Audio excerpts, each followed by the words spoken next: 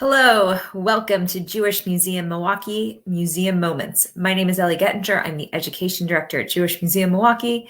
And as always, we're here to present some story from either the museum's collections or broader Jewish history or culture. And this week's story actually is a pretty important central story to our immigration section. It's a story we tell all the time, but today we're going to kind of narrow in on just one aspect on this. Before we jump into the story itself about Jewish settlement in Arpin, Wisconsin, this goes to kind of a theme today that would be super current. The idea of creating Jewish farm settlements somewhere in the country and being in connection with, kind of food movements and all of the processes as part of food movements. I know Hazon does a farm fellowship through Adamah, that there is a Jewish farm network on Facebook. I think it has 800 members. There was a conference last year. And all of this has deep and ancient roots, as if you read the Torah, there are all of the biblical prohibitions on what you can plant and where you can plant and when things are fallow. But there was a long-standing tradition of Jews not being farmers and Jews not having farm connections. So the part of the story about Jews coming to this country and farming is a little bit atypical. So let's jump in to how Jews became farmers in Wisconsin and what that looks like. Arpin, Wisconsin is not a place where you think of as having a Jewish population. And in fact, before our story starts, there are no Jews to speak of there. The story actually starts with this gentleman. His name is Baron Maurice de Hirsch. He has fabulous mustache. And he was a German financier and funder and philanthropist. And he ends up funding all sorts of projects all over the New World. And he decides, in looking at the plight of Jews in the Russian Empire, of which there are many, many challenges, from pogroms to limited education, to limited opportunities, to forced conscription into the Tsar's army, that the only real response to this is for these Jews to immigrate. And so he creates a number of different projects around the Americas, in Israel, in what is then Palestine, including the project that we're going to talk about today, that he funds these, which I think is interesting because most of the time you think about American money going and supporting things otherwise. But in the late 1800s, certainly the European, and especially, in some parts of the German Jewish community, would have been wealthier than much of the newer American Jewish community that was establishing itself. One of the projects he funded was called the Industrial Removal Office. It started as just a committee to help Romanian immigrants trying to resettle, and then it formed and evolved and connected with a number of different institutions, and it became this organization that was designed to move new, out-of-work, unemployed immigrants into other parts of the country. And over its almost 30-year history, 79,000 Jewish people were moved to 1,000 different towns, cities, localities, which is incredible. If you look, the numbers there are the numbers of people being moved. I couldn't actually figure out whether the top number and the bottom number are different. I think it might be, in looking at Milwaukee, that the 2457 number is the number of people moved to Milwaukee, and the 77 is the people moved outside of Milwaukee. So I think that if there's a big number underneath, it's kind of to one specific city, and then the smaller number is to other places within that city, within that state. But it's an interesting map from this time period. The organization was in operation from the early 1900s to about 1922.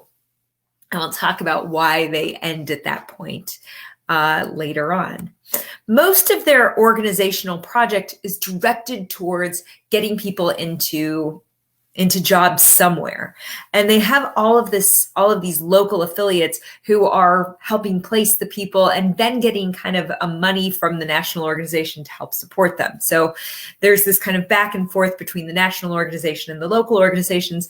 Both the local and the national tend to be run by Jews of German speaking descent. In Milwaukee, it's run by a guy named A.W. Rich, who was from Hungary.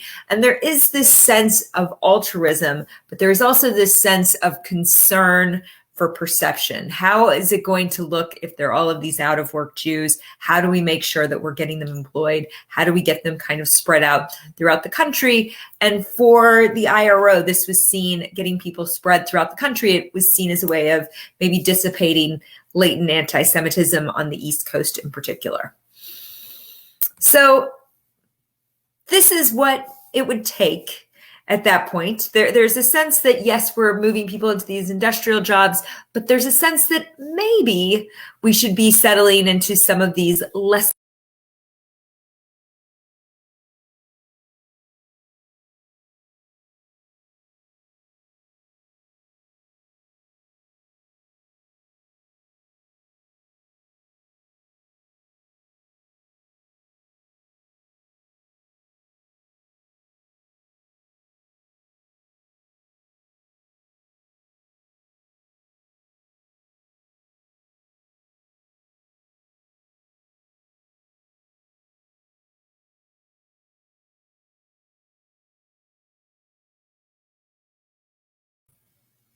Hello, sorry for the technical difficulty. Still here, still talking about Jewish farms, and thank you guys for your patience. I'm back again. Glad I figured that out quickly. Everybody sees my slide, wonderful. So Arpin, Wisconsin was selected that they wanted to create this kind of Jewish agricultural settlement. And this was a particular, passion project for Rich. He thought this would be a good idea in terms of showing kind of commitment to the state and fitting in with Wisconsin's great agricultural traditions. Rich himself owned a shoe factory. And Arpin, if you look at it on this map, is pretty far outside any kind of normative Jewish neighborhood. Arpin was selected because there was an abandoned timber settlement there. So there was already some existing cabins that they could latch onto. And it also was on 3 different train routes so that it was easy for people to get to and from there. And potentially as people started farming, they would have been able to have their stuff come to market easily because they already had transportation and source. It's also close to water. There was a public school that the children could attend. And as it starts, there are 8 families who start out in this kind of communal setting. They're given chickens, you can see, tools necessary for the first year. And the expectation is that this is a loan that's going to be repaid as the community becomes more successful. Here is and this is from an article that was written a year after the settlement was established. It says, while here, the writer was assured by these people that in Russia, and this was in Hurley, Wisconsin's newspaper, it's a very long article, where there are between 4 million and 5 million Jews, no Jew is permitted to acquire, own, and work lands because he is a Jew, and that no Jew is permitted to contract with a Christian to work regularly for him. In addition to these handicaps, the poor Jew is, at regular or irregular intervals, persecuted, abused, beaten, and even murdered because he is a Jew. Every one of the families now here are refugees, either from Russia or Romania, and each knows more or less of the conditions just spoken of. Some of them left positions in the city of Milwaukee with wages from $12 to $18 per week to settle here. Doing so, they declared, for their own and their family's future.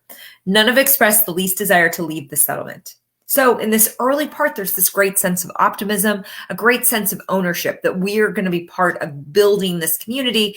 And this article, which has some kind of latent anti-Semitism built into it in other sections where they're describing the olive complexion of the children and how, and there's some interesting kind of otherness that they are pointing to. But it's the sense of optimism of being engaged in this community, of being engaged in the kind of broader Arpin community because the children are going to school, is this real sense of kind of future.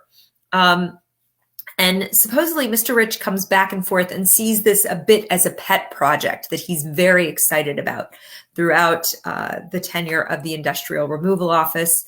the community grows. And at its top, I think it's about 200, from my research that I could find, about 200 people are living there, which is an impressive amount. And at one point, they grow to such an extent that they build a synagogue. In 1915, they build and dedicate a synagogue, and community people from throughout Wood County come to see this kind of dedication, which I think it's an important, dedicating a synagogue and talking about the dedication of a synagogue during Hanukkah feels like, a moment of import anyway. And this is not the synagogue, but this is one of the buildings, one of the houses there. And these are the Piddleman brothers, who actually were musicians in talking about the social life of the Arpin settlement. They were described as being performers in addition to working the land as well. So you get this kind of high point in 1915. You're building a synagogue, you're creating this community, you have about 200 people. And by 1922, the majority of that is gone. In fact, the synagogue, the roof caves in 1925. Here's yet another picture. It's very grainy. It's from a newspaper of some of the settlement. And you can just see how many children, how many people in bowler hats. There are a lot of people as part of this settlement at one time. In 1922, the funding for the Industrial Removal Office is no longer doing its work to move refugees and new immigrants around. Part of that is the fact that the immigration laws have changed. In 1922, the U.S. changes its immigration laws, and you no longer have people coming into the country. So the idea of supporting a farming community for people who at this point have been in the country for 2 or 3 decades no longer seemed like a practical support. So they lose that outside support for the farming community. There also is this sense that while there is a good primary school in Arpin, there isn't a place for children to go to high school and beyond. So as parents are looking for solutions for their children's education, they need to move somewhere else, and most move to bigger Jewish communities. There are a number of farmers who hold on for a couple of decades. In fact, the last farmer to sell his farm in Arpin, Wisconsin, was a guy named Max Leopold.